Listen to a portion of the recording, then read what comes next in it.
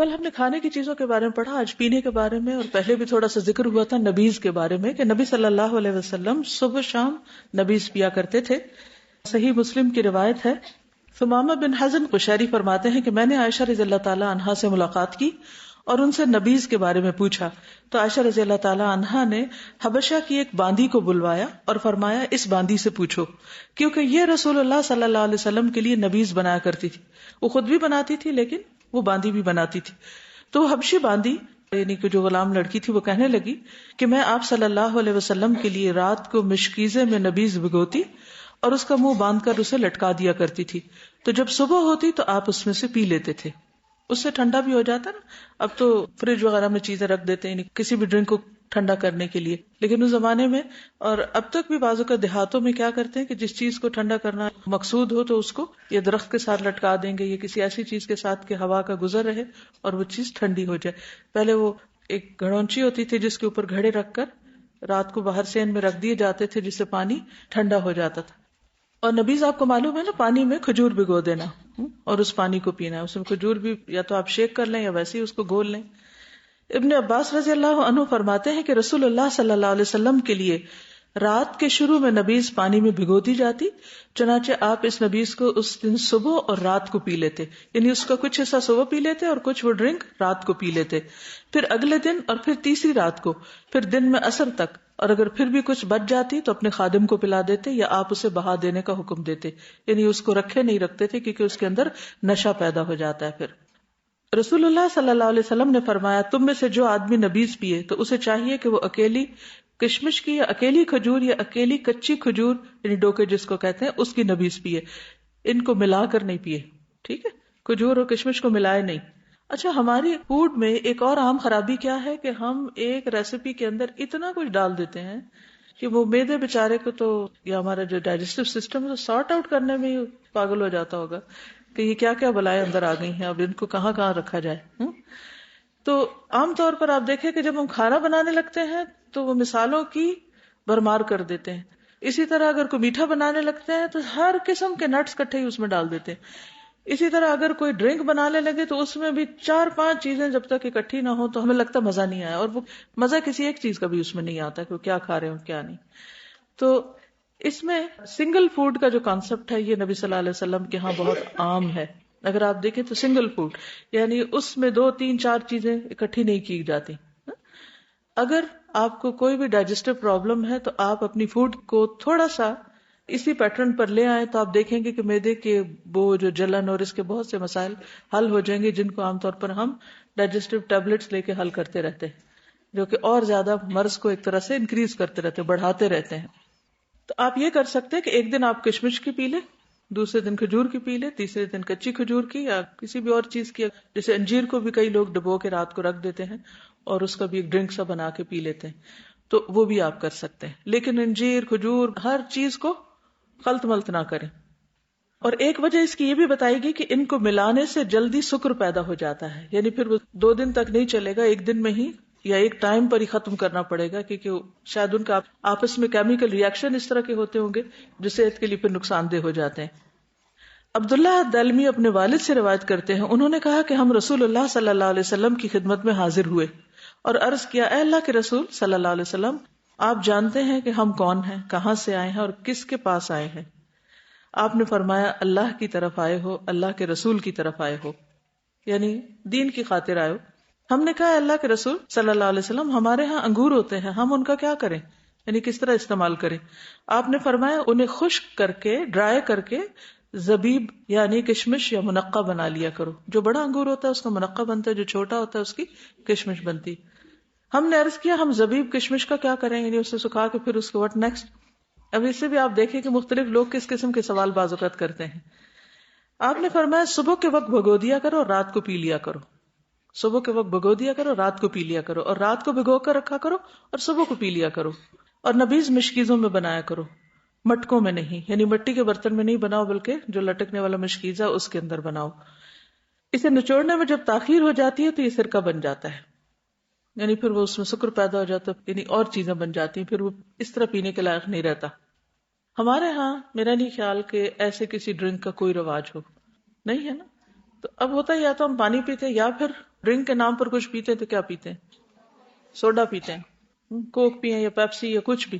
اصل بات یہ ہے کہ ہمیں نہ تو گھریلو کوئی نسخے آتے ہیں، نہ ہم اس کی تکلیف کرتے ہیں، اور اب تو اتنا آرٹیفیشل دور آ گیا کہ ہر چیز پروسیسڈ اور ریڈی میڈ، آٹومیٹک. نہ دماغ استعمال کرنا پڑے، نہ عقل استعمال، نہ ہی کوئی کوشش، نہ ہاتھ نہ پاؤں، بس اندھا دھند کوئی بھی چیز ہو. اور اس کو بعض اوقات آپ دیکھیں کہ جو کینز میں آتی ہیں چیزیں، اس کو کھول کے گلاس میں بھی ڈالنے کی تکلیف نہیں کرتے، اسی میں سے پی جاتے ہیں.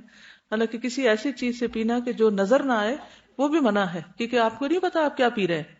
مگر آپ دیکھیں چھوٹے ہوں، بڑے ہوں، بچے ہوں، بوڑھے ہوں، سب کینز کے اندر ہی جوس اور کوک وغیرہ پی لیتے ہیں اور کچھ پتہ نہیں ہوتا کہ کیا پی گئے. تو اس کا ہمیں آلٹرنیٹ سوچنا چاہیے. کچھ غذائیں حرام تو نہیں لیکن ناپسندیدہ ہیں، جن میں کچا لہسن اور پیاز. خصوصاً اس وقت اگر انسان جب مسجد میں آئی عبادت کے لیے بیٹھے تو نہیں کھانا چاہیے، کیونکہ انسان کے منہ میں سے اسمیل آتی ہے اور اس اسمیل سے فرشتوں کو تکلیف پہنچتی ہے، تو فرشتے پھر دور ہو جاتے ہیں. جابر بن عبداللہ سے روایت ہے کہ نبی صلی اللہ علیہ وسلم نے فرمایا، جو لہسن یا پیاز کھائے تو وہ ہم سے دور رہے. یہ کہا کہ اسے ہماری مسجد سے دور رہنا چاہیے یا اسے اپنے گھر میں ہی بیٹھنا چاہیے، یعنی وہ کھانے پینے میں مشغول رہے، مسجد نہ آئے. ابو سعید خدری سے روایت ہے کہ ابھی تک ہم واپس نہ لوٹے تھے کہ خیبر فتح ہو گیا. اس دن رسول اللہ صلی اللہ علیہ وسلم کے صحابہ اس لہسن کے درخت پر گر پڑے اور لوگ اس دن بھوکے تھے، تو ہم نے بہت زیادہ لہسن کھا لیا. پھر ہم مسجد کی طرف آئے تو آپ نے بدبو محسوس کی. آپ نے فرمایا، جس نے اس خبیث درخت سے کچھ کھایا وہ ہماری مسجد کے قریب نہ آئے. تو لوگ کہنے لگے کہ لہسن حرام ہو گیا، لہسن حرام ہو گیا، یعنی آپ نے منع کیا تھا. یہ بات نبی صلی اللہ علیہ وسلم تک پہنچی تو آپ نے فرمایا، اے لوگوں، میں اس چیز کو حرام نہیں کرتا جسے اللہ نے میرے لیے حلال کیا ہے، لیکن یہ لہسن کا درخت ایسا ہے کہ اس کی بدبو مجھے ناپسند ہے. یعنی مکروہ کہہ سکتے ہیں، ناپسندیدہ کہہ سکتے ہیں، لیکن حرام نہیں. پھر بدبو والی جو اور کچی سبزیاں ہوتی ہیں ان سے بھی پرہیز کرنا چاہیے. جابر سے روایت ہے کہ رسول اللہ صلی اللہ علیہ وسلم نے پیاز اور بدبو والی کچی سبزیاں کھانے سے منع کیا ہے. یعنی صرف لہسن ہی کی بات نہیں، کوئی بھی سبزی ایسی ہے جس کو کھانے سے منہ سے اسمیل آتی ہے تو اس سے منع کیا. ہمیں ان کے کھانے کی ضرورت پیش آئی تو ہم نے کھا لیا. آپ نے فرمایا، جو اس بدبودار درخت میں سے کھا لے وہ ہماری مسجد کے قریب نہ آئے، کیونکہ فرشتوں کو ان چیزوں سے تکلیف ہوتی ہے جس سے انسانوں کو تکلیف ہوتی ہے. بعض لوگوں کو بیماری کی وجہ سے بعض اوقات لہسن کھانا پڑتا ہے یا کچا کھانے کو کہا جاتا ہے، تو اس کے بعد اگر سوکھا دھنیا کھا لیا جائے تو بھی منہ کی اسمیل ٹھیک ہو جاتی ہے، یا پھر اگر نمازوں کے اوقات قریب ہیں تو اس میں نہ کھایا جائے.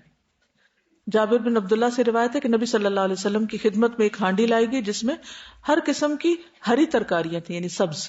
آپ نے اس میں بو محسوس کی اور اس کے بارے میں دریافت کیا. اس سالن میں جتنی ترکاریاں ڈالی گئی تھی وہ آپ کو بتا دی گئیں. وہاں ایک صحابی موجود تھے. آپ نے فرمایا، اس کی طرف یہ سالن بڑھا دو. جب آپ نے دیکھا کہ وہ بھی اس کو کھانا پسند نہیں کر رہے تو آپ نے فرمایا، کھا لو، کیونکہ میں نے اس سے سرگوشی کرنی ہوتی جس سے تم نے سرگوشی نہیں کرنی ہوتی. تو اس سے پتہ یہ چلتا ہے کہ آپ صلی اللہ علیہ وسلم نے اپنے لیے خاص طور پر اس کو اس لیے ناپسند کیا کیونکہ آپ نے فرمایا کہ میں نے اس سے سرگوشی کرنی ہوتی ہے جس سے تمہیں نہیں کرنی ہوتی، یعنی فرشتوں سے. تو اس سے یہ پتہ چلتا ہے کہ خصوصی طور پر اگر عبادت کا وقت ہو تو اس وقت بچنا چاہیے، لیکن حرام نہیں. تو آپ نے کھانے سے منع نہیں کیا، آپ نے کہا کہ تم کھا لو. جو دوسرا شخص نہیں کھا رہا تھا شاید اس وجہ سے نہ کھا رہا ہو کہ نبی صلی اللہ علیہ وسلم نے نہیں کھایا. ٹھیک ہے نا. پھر گو بڑی چھپکلی ہوتی ہے. ابو سعید سے روایت ہے کہ ایک دیہاتی آدمی رسول اللہ صلی اللہ علیہ وسلم کی خدمت میں آیا اور اس نے عرض کیا کہ میں ایک ایسے نشیبی علاقے میں رہتا ہوں جہاں بہت گو ہوتی ہے، عام طور پر میرے گھر والوں کا کھانا یہی ہے. تو آپ نے اسے کوئی جواب نہیں دیا. ہم نے اس دیہاتی سے کہا دوبارہ بیان کرو. اس نے دوبارہ عرض کیا تو آپ نے اسے کوئی جواب نہ دیا.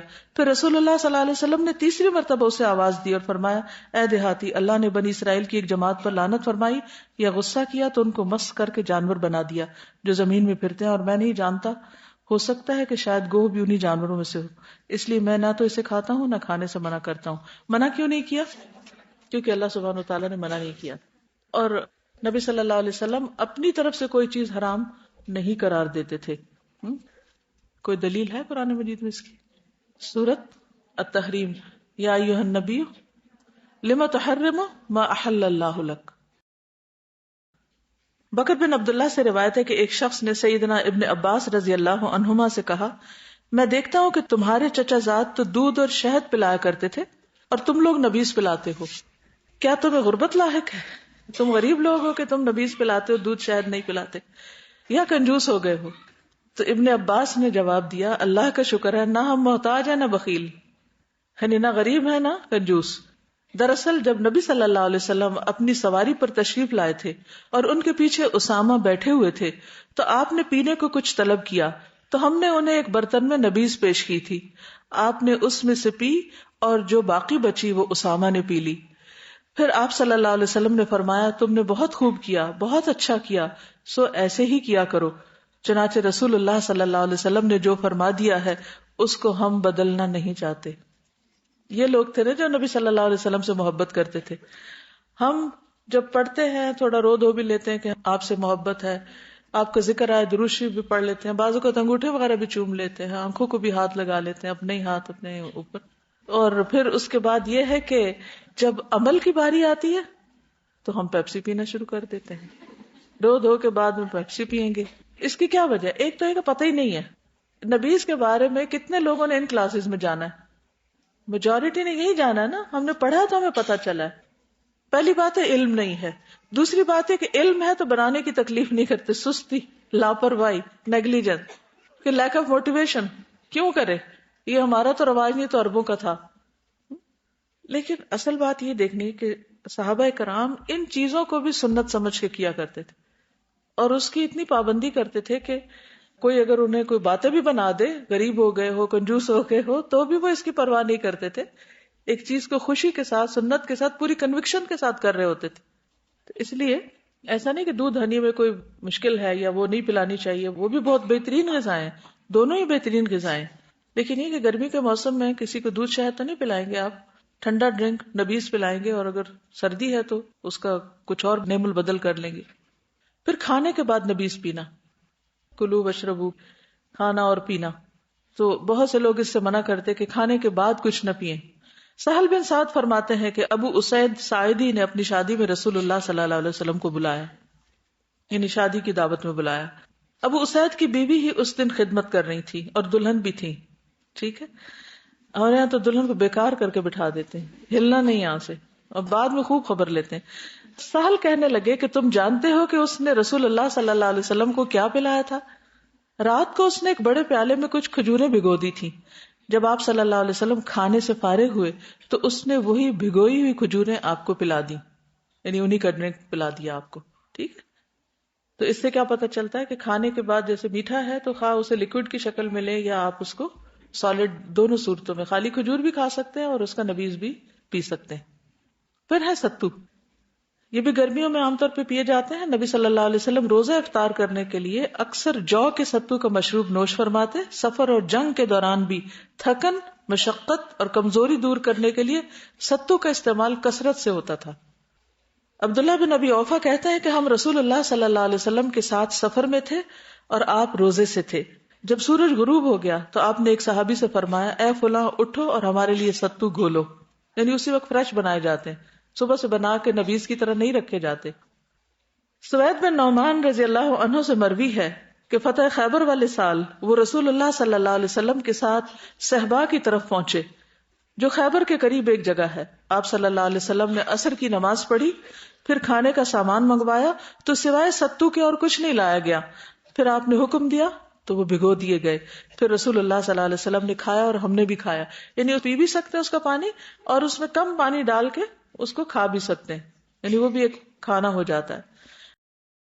میرا جینا اور میرا مرنا، میری زندگی اور میری موت اللہ رب العالمین کے لیے. اپنی موت کو اللہ رب العالمین کے لیے کرنے کے لیے بہت ضروری ہے کہ ہم اپنی زندگی کو سب سے پہلے اللہ رب العالمین کی مرضی کے مطابق بسر کریں. اس کے لیے بے انتہا ضروری ہے کہ ہمیں قرآن مجید کے ساتھ ساتھ سنت رسول صلی اللہ علیہ وسلم کا بھی علم ہو. زندگی صرف عبادات اور ریچولز پر ہی مبنی نہیں ہونی چاہیے، وہ تو ہیں ہی فرض کے درجے میں، وہ تو کرنا ہی ہے، لیکن اپنی زندگی کے باقی معمولات، ہمارا کھانا پینا، سونا جاگنا، اٹھنا بیٹھنا، چلنا پھرنا، یہ سب بھی بہترین طریقے پر ہونا چاہیے تاکہ ہم اپنے آپ کو مسلسل شجرہ طیبہ کی طرح نشو نما دیتے رہیں، گرو کرتے رہیں، تاکہ جب یہ اللہ سبحانہ و تعالیٰ کے پاس جانے کے لیے تیار ہو تو ایک بہترین حالت میں ہو، خوبصورت ترین حالت میں ہو، کہ اللہ تعالیٰ اس کو دیکھے تو خوش ہو جائیں، راضی ہو جائیں، رضی اللہ عنہم ورضوا عنہ کی صف میں شامل ہو جائیں. اور اس کے لیے ہمیں مسلسل جد و جہد کرنی پڑے گی. اپنی ان غلط عادتوں کو ختم کرنا پڑے گا جو کہ انتہائی مشکل کام ہے، آسان نہیں، جو عمر کے ایک طویل عرصے میں ہمارے اندر آ چکی ہیں، اور اچھی اچھی عادات کو اختیار کرنا پڑے گا. انہی کی مسلسل جدوجہد اور کوشش کے لیے یہ ساری مجلس منعقد کی جاتی ہے، یعنی یہ کلاس ہوتی ہے. اور یہ بھی ایک حقیقت ہے کہ علم کا اصل لطف جو ہے وہ عمل میں ہے. جب بھی آپ کو نئی بات سیکھتے ہیں، اگر اس پر عمل کر لیں تو اس کے بعد آپ کی کیفیت کیا ہوتی ہے؟ آپ کے اندر ایک خوشی کی کیفیت ہوتی، اطمینان کی کیفیت ہوتی. لیکن جب آپ اپنے علم پر عمل نہیں کرتے تو کیفیت کیا ہوتی ہے؟ کیسا محسوس ہوتا ہے؟ بوجھل سا، دل پہ ایک پریشانی سی، اور ایک عجیب سی کیفیت ہوتی ہے کہ ہم جانتے ہیں اور ہم کر نہیں رہے. اور اس کے لیے ہمیں مسلسل اسٹرگل کی ضرورت تو ہے ہی، لیکن سچی نیت اور ارادے کی ضرورت بھی ہے کہ ہم واقعی یہ چاہیں کہ ہم اس حال میں دنیا سے جائیں کہ اللہ ہم سے راضی ہو جائے، اور موت کا فرشتہ یہ خوشخبری لے کر آئے کہ یا ایتھا النفس المطمئنہ. مطمئنہ، یہ نفس مطمئنہ کب ہوتا ہے؟ جب انسان علم پر عمل کرنے والا ہو.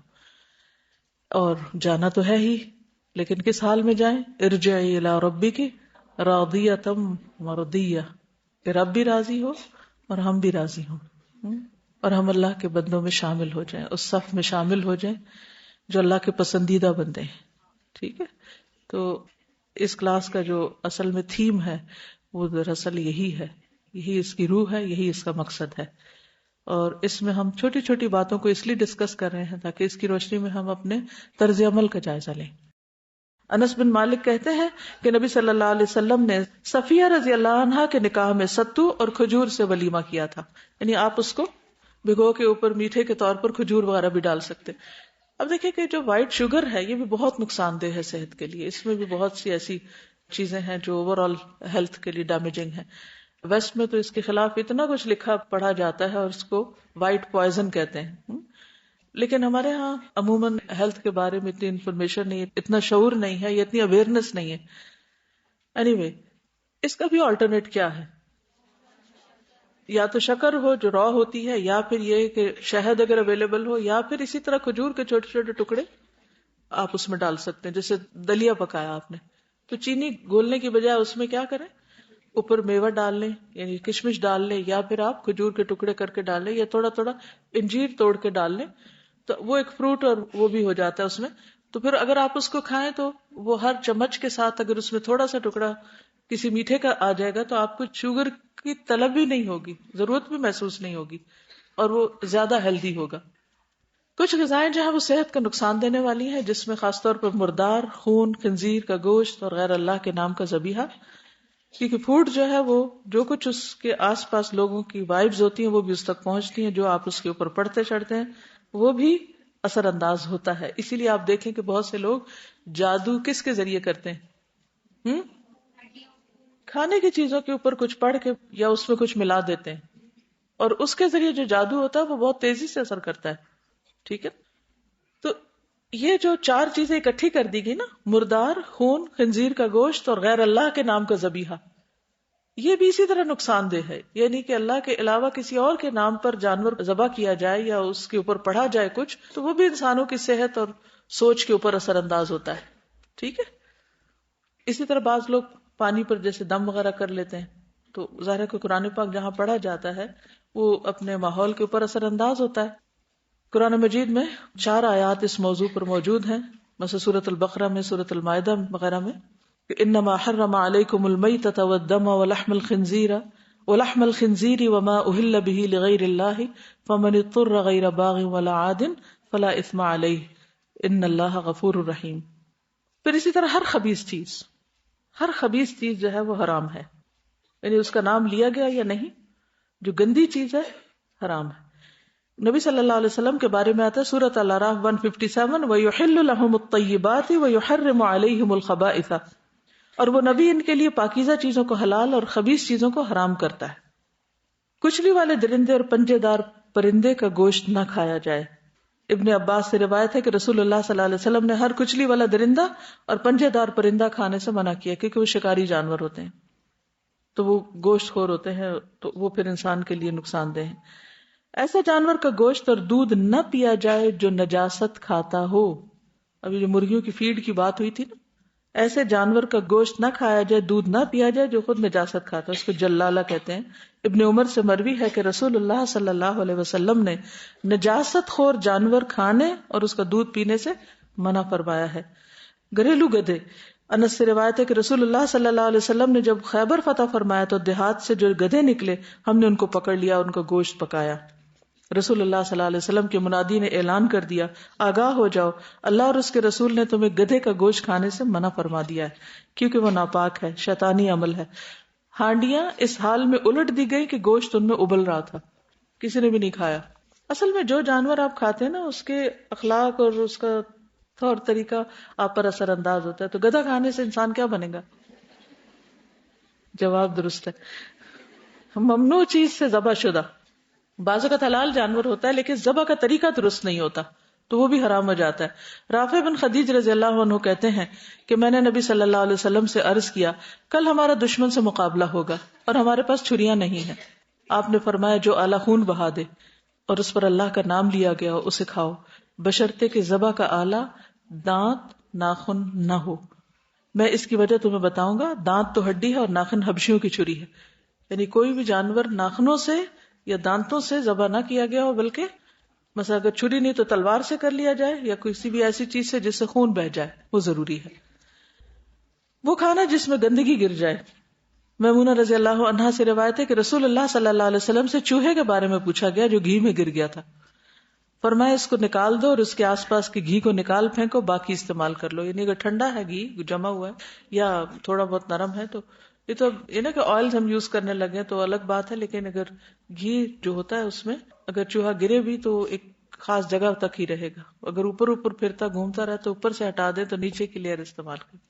اگر درمیان میں کہیں ہے تو اس ایریا کو نکال باہر کریں، باقی ایریا صاف ہے.